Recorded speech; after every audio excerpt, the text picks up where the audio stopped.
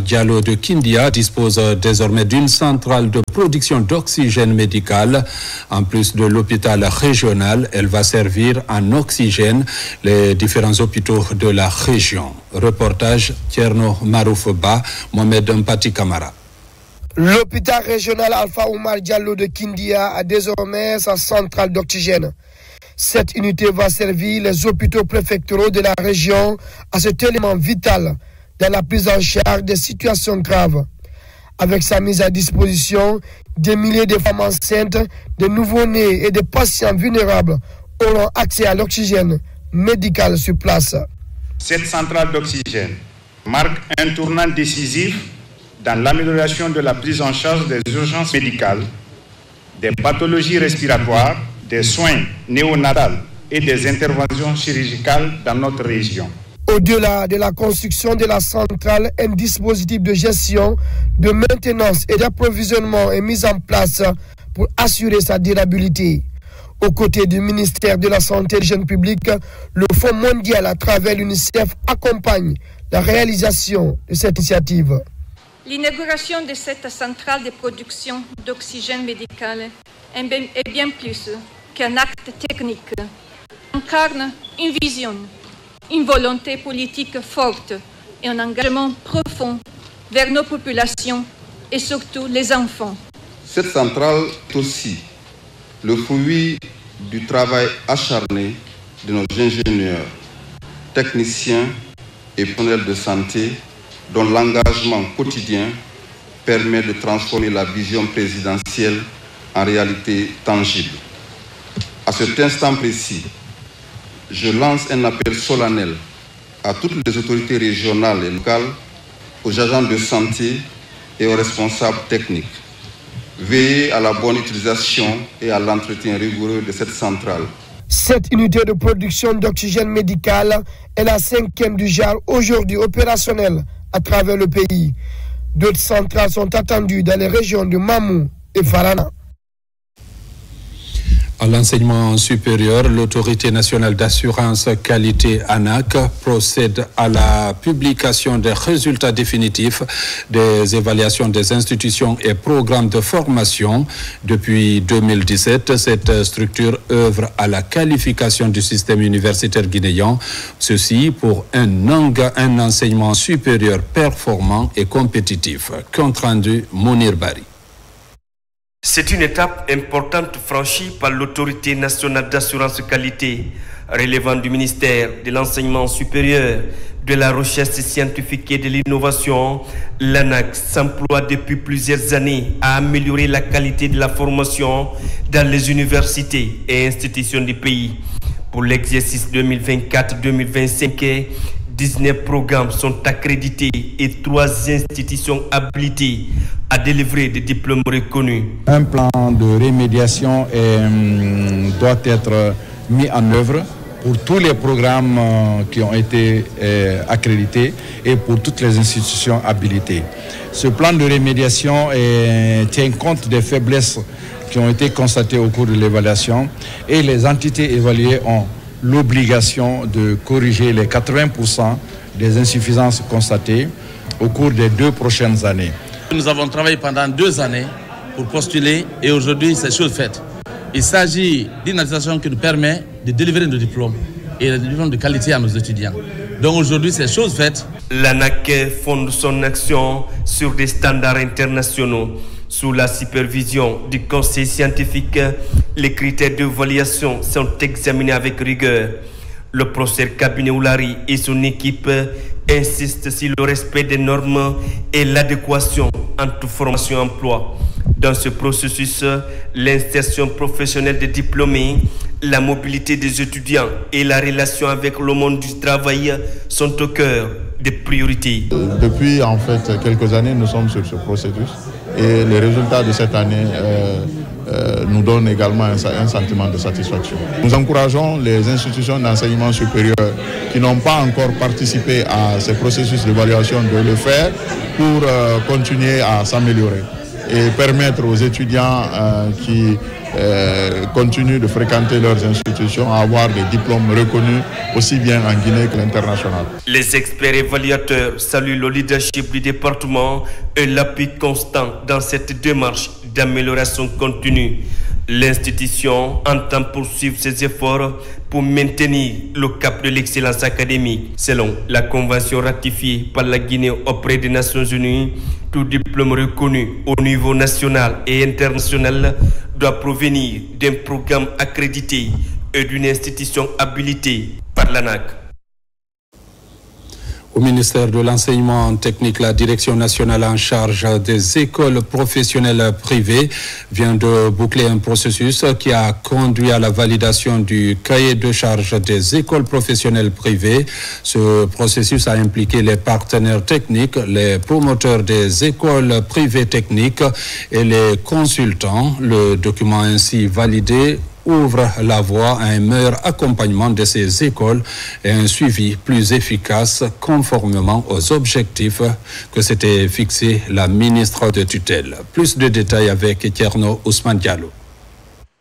Avec la validation du cahier de charge des écoles d'enseignement technique privé, les acteurs du secteur saluent une réforme majeure jamais opérée depuis 40 ans pour encadrer l'évolution des écoles dont plusieurs ne répondent pas aux normes. Désormais, l'ouverture de nouvelles écoles techniques privées et le fonctionnement de celles existantes sont soumis à des critères bien établis selon les réalités actuelles.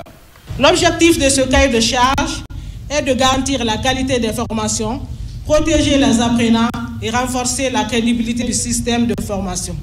C'est avant tout un outil d'accompagnement et de pilotage destiné à obtenir les établissements dans leur professionnalisation et non une contrainte administrative supplémentaire. Depuis l'ordonnance 300 du 27 octobre 1984 portant création du statut des écoles privées, c'est le premier document qui traite des obligations du promoteur, de la procédure d'agrément, du suivi et évaluation et de la dimension genre et équité au niveau des écoles privées. À travers le pays, on enregistre 138 établissements d'enseignement technique privé officiellement reconnus. Mais seulement 53 d'entre eux exercent conformément aux dispositions de leurs agréments, d'où tout l'enjeu de cette réforme. Le secteur privé occupe une place essentielle dans l'écosystème de la formation technique et professionnelle. Cependant, force est de constater que le développement rapide des institutions privées s'est parfois accompagné de disparités dans la qualité de contenu de formation, dans la gouvernance des établissements. Ces constats ont mis en évidence la nécessité d'avoir un cadre réglementaire rénové, harmonisé et modernisé, permettant ainsi de définir des normes et standards qui garantissent la qualité des apprentissages et la compétitivité dans le secteur. Le cahier de charge des écoles d'enseignement technique privé indique tout ce dont doivent disposer ces écoles, du nombre de professeurs en fonction des apprenants aux équipements dans les ateliers et laboratoires, en passant par les outils de planification et la structure de gestion.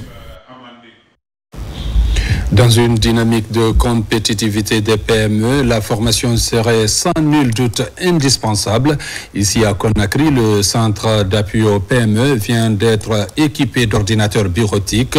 C'est un geste d'une entrepreneure de la place qui, elle-même, a affûté ses armes à l'école de la Direction nationale des PME et du contenu local. Reportage Abdul Karim Kamara. Au ministère de l'Industrie, les futurs centres d'appui aux PME sont attendus avec beaucoup d'espoir. La Direction nationale des PME caresse le rêve de les voir comme des centres de transfert des kits d'incubation. Déjà opérationnel, le CAPME de Conakry a désormais un centre informatique qui vient d'être équipé à travers un don de 20 ordinateurs bureautiques. Je vais commencer tout d'abord à remercier la donatrice pour ce don. Les PME aujourd'hui sont en train de dévoluer de leurs propres ailes, mais avec l'accompagnement des uns et des autres, y compris même le département, à travers Madame la ministre de l'Industrie et des PME. L'appel qu'on doit lancer aujourd'hui à ces PME, c'est de venir au sein de la Direction nationale des petites et moyennes entreprises pour se former davantage.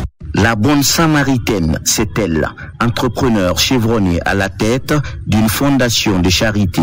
Pour elle, ce don d'ordinateur à la DNPME est une manière de galvaniser les entrepreneurs en gestation. Je suis entrepreneur depuis 11 années et quand j'ai commencé, j'avais 25 ans. Et à l'époque, je me souviens quand j'étais en Guinée, j'avais pas eu accès à ce genre d'outils tout de suite qui m'étaient mis sur ma table pour me former. Et après les formations que j'ai eu à donner dans ce même lieu, et dès qu'on m'a parlé d'offrir des ordinateurs pour des jeunes, c'est pourquoi de bonne foi, j'ai pas hésité à le faire. Se doter de ressources supplémentaires pour nous assurer que notre département remplit sa mission au service développement industriel, c'est un souci constant qui est le nôtre. Et nous invitons beaucoup de personnes à s'inspirer d'elle, de travailler en synergie avec nous, de venir en appui en termes de contribution pour vraiment l'effort de guerre qui s'est déployé par le gouvernement pour le développement d'un tissu solide de petites et moyennes entreprises, porteuses de croissance économique, de richesse nationale et de prospérité. D'ores et déjà, la Direction nationale des PME s'est lancée dans la formation d'un noyau de moniteurs qui, à son tour, se mettra au service des PME pour la consolidation de leurs aptitudes. Et puis, comment réussir la réforme de l'État et la modernisation de l'administration publique? Le thème était en discussion à Mamou entre les 309 agents fonctionnaires des régions de la Basse et la Moyenne-Guinée et la Direction nationale des réformes. Il était surtout question de recueillir leurs contributions et puis formuler des propositions concrètes pour relever les défis de chaque région. Le compte-rendu avec Mamadou Patebaldé. La Guinée s'est engagée dans une vaste réforme pour la modernisation de son administration. Dans ce élan, le ministère du Travail et de la Fonction publique, à travers la Direction nationale de la réforme administrative, échange à Mamou avec les 309 agents fonctionnaires de l'État des régions de la Basse et de la Moyenne-Guinée sur la question. Aujourd'hui, les experts mobilisés pour élaborer ce programme ont élaboré un document qu'on appelle la théorie du changement qui a identifié tous les problèmes et proposé des solutions. Aujourd'hui, les solutions proposées par les experts, monsieur le ministre pense que ce n'est pas suffisant. Il faut venir encore rencontrer les acteurs à l'intérieur du pays pour les écouter, les présenter ce que les experts ont fait pour qu'ils apportent aussi leur avis et leur contribution pour mieux enrichir le document. Le programme de réforme de l'État et de modernisation de l'administration publique soutient la vision de Simandou 2040. Il constitue un cadre stratégique de transformation de l'administration publique visant à garantir l'efficacité et la mise en œuvre des vastes chantiers enclenchés par le chef de l'État, le général d'armée Mamadi Doumbouya. Qui parle de l'administration publique de l'État concerne tous les secteurs, pour que l'administration publique soit déjà fiable et fluide. Et tout ce qui peut rentrer dans le compte de la fiabilité, nous sommes là pour ça. Ce cadre de concertation inclusive et participative vise à recueillir les contributions des parties prenantes dans l'identification des défis de chaque région et de proposer des pistes de solutions adaptées aux réalités du terrain. J'invite tous les cadres des différentes régions administratives qui se retrouvent aujourd'hui de participer positivement à cet atelier, de donner leur point de vue et à l'effet que le document qui va transpirer de cette rencontre soit quand même la volonté nationale, la volonté de tous les administrateurs territoriaux qui va permettre de développer notre pays et qui va être en cohésion directe avec la vision du chef de l'État qui est Simandou 2040. Le PREMAP, qui se repose sur une administration performante, doit être capable de s'adapter aux exigences du monde en mutation. Cela peut constituer un maillon essentiel dans la gestion des ressources humaines, la promotion de la bonne gouvernance, la restauration et la confiance des citoyens dans les institutions. Sur le plan culturel, les responsables de l'orchestre Bembea Jazz National ont récemment animé un point de presse à Conakry. Il était question de communiquer sur le lancement officiel des activités de célébration de fin de carrière musicale de Sekouba Bembea Diabaté Diamond Finger. Le compte rendu avec Mikini Moussa Kamara, Kerfala Presse Kamara. Diverses sommités du patrimoine culturel guinéen sont devant les professionnels des médias. Elles expliquent la nécessité d'accompagner la célébration de fin de carrière musicale du célèbre guitariste Sekou Bembea Diabaté, Diamond Finger de l'orchestre Bembea Jazz International. J'ai dit, j'ai tout donné pour le Bembea. Mais demain, quand je ne serai pas là, on dira toujours Jean-Pierre Bembea. Donc je dis, j'aimerais, comme Dieu m'a donné la chance d'être compositeur, arrangeur, guitariste, chanteur, je dis, je vais faire autre chose, on appelle ça un plus, parce qu'on dira demain, ah oui, en fin de compte, en dehors de Bembea, il a fait ça aussi. Pourquoi appelle-t-on Sekou Bembea Diamond Fingers? Eh bien, je peux vous le dire, j'étais à Lagos en 1977, lorsque Franco de Miyamo, Luambo Makiadi, devrait jouer avec l'orchestre national du Congo-Kinshasa et que Sekou devrait interpréter avec le Sili Orchestre de Guinée des mélodies guinéennes, des rythmes guinéens. C'est là, par l'éclat de son jeu, la puissance de ses pincées, sa folie meurtrière à la guitare, qu'on l'a baptisé Diamond Fingers. On dit non, c'est pas possible, cet homme a des doigts en diamant. Attendu début 2026, cet événement sera marqué par une double dédicace d'albums. L'œuvre Mangué rend hommage au père de l'indépendance guinéenne, Ahmed Sékou Touré, premier président guinéen. Et l'album Merci au général, destiné au président de la République, le général d'armée Mamadi Doumbouya, bâtisseur de la Guinée nouvelle. En Guinée, c'est la première fois qu'un artiste fasse un double album où il y a l'album chant et l'album guitare. 100% guitare, 100% instrumental, où vous allez écouter des belles mélodies pour vraiment être dans l'authenticité de la culture de chez nous. Et la deuxième particularité est que souvent il y a de ces gens, en faisant aujourd'hui la célébration, soit de leur concert ou en tout cas de leur carrière, quoi que ce soit, ils le font d'une manière grandiose à ce que faire inviter des artistes internationaux. Mais ce que Bembea s'est dit, il invite des gens qui l'ont connu, tels que Salif Keita, qui nous a donné son accord qu'il viendra assister à cet événement, Kumba Gawlo, que tout le monde connaît, Kumba Gawlo Cheikh du Sénégal, et nous sommes pour parler avec l'équipe managériale de Youssou N'Dour. Les organisateurs attirent l'attention des bonnes volontés afin de trouver deux toits pour Sekou Bembea Diabaté et Sekou Logro, des figures majeures de l'emblématique orchestre Bembea Jazz International.